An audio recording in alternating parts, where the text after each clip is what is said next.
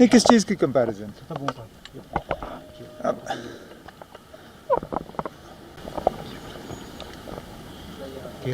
अब जम्मू कश्मीर के लिए वो जंतर मंतर नहीं गई, किस लिए गई इस सवाल का जवाब तो वो खुद देंगी। लेकिन वहाँ जाके जो कहा, जिस तरह यहाँ ताकत के गलत इस्तेमाल, गिरफ्तारियाँ और इन सब चीज़ों को जस्टिफाई किया, ये कहते हुए कि कश्मीर में मिलिटेंसी है तो यहाँ बनता है। किस लिहाज से बनता है? क्या क्योंकि यहाँ मिलिटेंसी है कानून लागू नहीं होना चाहिए?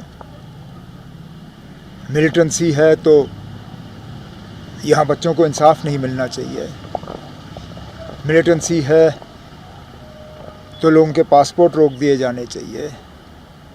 ये बनता है, मैं समझा नहीं। और चलिए मैं एक सेकंड के लिए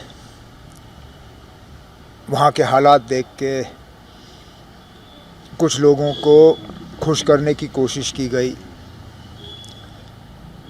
वो पुरानी आदत, यहाँ पे एक बात और दिल्ली में दूसरी बात, वो आदत गई नहीं।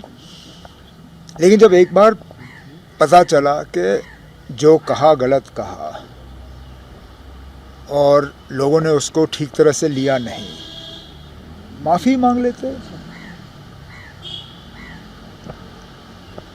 मतलब उनके कद में कोई कमी नहीं आती अगर वो आप लोगों को इसी तरह बुला के पार्टी के दफ्तर में कहती कि मैंने जज्बात में आके कोई ऐसी बात की जो गलत बात थी और मैं उसके लिए माजरत खा हूँ, माफ़ी चाहती हूँ।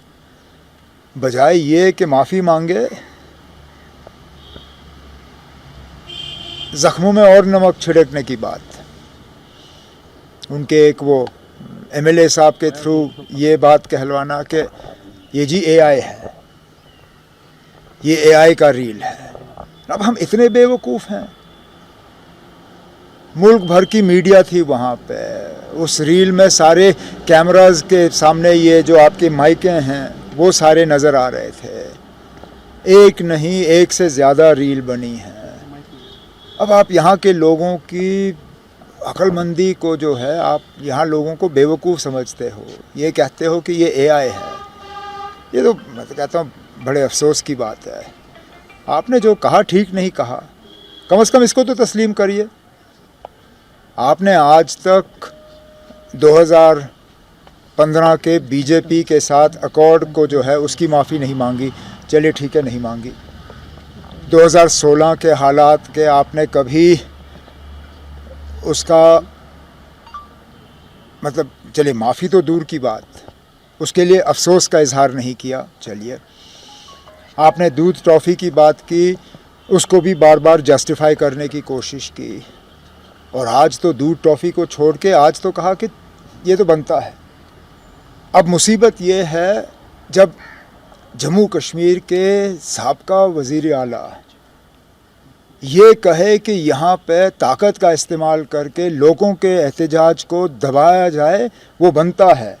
इसके बाद कौन कश्मीरी अपने हकूक़ के लिए बाहर आएगा?